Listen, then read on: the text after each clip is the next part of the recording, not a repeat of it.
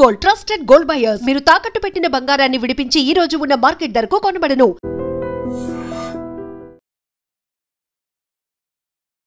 నమస్తే, welcome to I dream talking point with కవిత.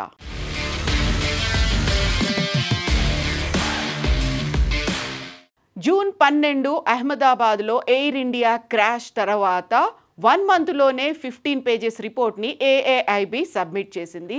ఆ తర్వాత directorate general of civil aviation DGCA కూడా air ఇండియాకి సంబంధించి తను వాడుతున్నటువంటి బోయింగ్ విమానాలకి టెస్టింగ్ చేయాలి, అందులో ఉన్నటువంటి స్విచ్లు ఇంజన్లకి సంబంధించి ఆన్ అండ్ ఆఫ్ బటన్లలోనే ప్రాబ్లం అనేది వచ్చింది కాబట్టి వాటిని కూడా చెక్ చేయాలి అనేటువంటి ఒక మ్యాండేటరీని పెట్టిన తర్వాత ఎయిర్ ఇండియా కూడా ఇన్వెస్టిగేషన్ అనేది ప్రారంభించింది. అందులో ప్రధానమైనటువంటి కీలకమైనటువంటి అంశం there is no technical error. Issues అనేవి ఎయిర్ ఇండియా ఇప్పుడు యూస్ చేస్తున్నటువంటి బోయింగ్ విమానాల్లో ఇష్యూస్ లేవు అనేటువంటి మాటని చాలా క్లియర్గా మెన్షన్ చేసింది.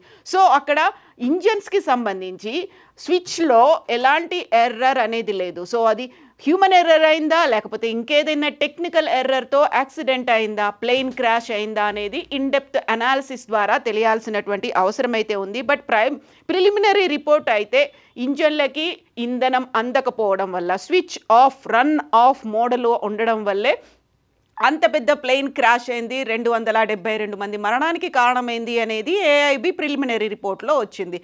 ఆ విషయం ఎయిర్ ఇండియాకి సంబంధించి ఇప్పటిదాకా జరిగినటువంటి జూలై 12 నుంచి రిపోర్ట్ అనేది వచ్చిన తర్వాత ఈ టెక్నికల్గా ఉండేటువంటి మెజర్మెంట్స్ అన్ని తీసుకుంటే there is no error, there is no fault అనేది ఎయిర్ ఇండియా అనౌన్స్ చేసింది. ఎట్ ద సేమ్ టైం నిన్ననే పార్లమెంటుకు సంబంధించి ఎయిర్ ఇండియా క్రాష్ మీద పెద్ద చర్చ జరిగింది. సివిల్ ఏవియేషన్కి సంబంధించినటువంటి మినిస్టర్ రామ్మోహన్ నాయుడుతో పాటుగా సహాయ మంత్రి కూడా క్వశ్చన్స్కి ఆన్సర్ చేశారు. అందులో ప్రధానమైనటువంటి అంశం ఎయిర్ ఇండియాకి సంబంధించే గత 6 నెలల్లోనే సేఫ్టీ వయలేషన్స్ గురించి 9 షోకాస్ నోటీసులని అందుకుంది అనేది. అక్కడ సేఫ్టీ వయలేషన్స్ అనేవి ఎయిర్ ఇండియాకి సంబంధించి జరిగాయి. 9 షోకాస్ నోటీసుల్ని అందుకున్నారు ఎయిర్ ఇండియాకి సంబంధించి అనేది ఒక మాట. యూనియన్ హోం మంత్రి సివిల్ ఏవియేషన్కి సంబంధించి సహాయ మంత్రి మురళీధర్ మోహల్ నిన్న రాజ్యసభలో ఆ విషయాన్ని మెన్షన్ చేశాడు. దానికి సంబంధించినటువంటి మెజర్మెంట్స్ అనేవి తీసుకున్నారు అనే ఒక మాటతో పాటుగా జూన్ 12న జరిగినటువంటి ఈ ఇన్సిడెంట్కి సంబంధించి ఫర్దర్గా ఎలాంటి చర్యలు తీసుకున్నారు, ఎందుకని ఈ ఇన్సిడెంట్ జరిగింది, full in depth analysis report, investigation report ఎప్పుడు వస్తుంది అనే దాని మీద చర్చ అనేది అయితే నిన్న పార్లమెంట్లో ఉభయ సభల్ని కుదిపేసింది. అందులోనే 9 షోకాజ్ నోటీసులు ఎయిర్ ఇండియా గత 6 నెలల్లోనే అందుకుంది. యాక్చువల్గా భారతదేశంలో ఇలా ఏవియేషన్కి సంబంధించి చూడాల్సినటువంటి ఏజెన్సీస్ తక్కువ సంఖ్యలో ఉన్నాయి అనేటువంటి అభిప్రాయాన్ని కూడా స్వయంగా కేంద్ర ప్రభుత్వమే వెల్లడించింది. Directorate general of civil aviation DGCA ఉంది, bureau of civil aviation security BCAS ఉంది, ఎయిర్పోర్ట్స్ అథారిటీ ఆఫ్ ఇండియా, ఈ 3 మాత్రమే ఉన్నాయి. చాలినంతగా మనకు ఏవియేషన్ ఏజెన్సీస్ లేవు, ఒక షార్టేజ్ ఉంది అనే మాటతో పాటుగా according to A parliamentary reply, అక్కడ పార్లమెంట్లో వచ్చినటువంటి రిప్లైని పట్టి చూస్తే వేకెన్సీస్ కూడా చాలా ఎక్కువగా ఉన్నాయి సివిల్ ఏవియేషన్కి సంబంధించి. DGCAలో నిన్నటి వరకు చూస్తే 823 వేకెన్సీస్ ఉంటే BCASలో 230 వేకెన్సీలు ఉన్నాయి, AAIలో 3230 వేకెన్సీలు అనేవి ఉన్నాయి. ఒక పక్కన ఇలాంటి క్రాషులు కావచ్చు, టెక్నికల్ ఎర్రర్స్ కావచ్చు, ఇవన్నీ రెగ్యులర్గా మ్యాండేటరీ అనేది లేకపోవడం, ఒక అడ్వైజరీ మాత్రమే ఉండడంతో అవి చేస్తూ వెళ్తున్నాయి తప్ప కంపల్సరీ అనేటువంటి ఒక ఆప్షన్ లేకపోవడం వల్లే అహ్మదాబాద్ ప్లేన్ క్రాష్ అయింది అనేటువంటి విషయాన్ని federation of aviation administration FAA కూడా వెల్లడించింది.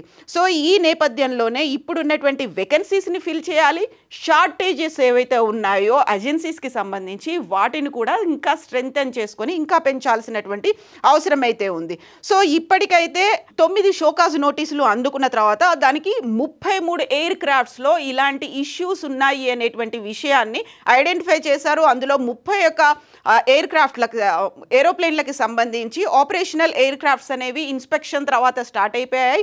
ఇంకా 2 ఏరోప్లేన్లకి సంబంధించి ఇంకా ఇన్స్పెక్షన్ అనేది కొనసాగుతోంది, మానిటరింగ్ అనేది ఇంకా కొనసాగుతోంది అనేది civil aviation minister Rammohan Naidu అయితే నిన్న వెల్లడించాడు.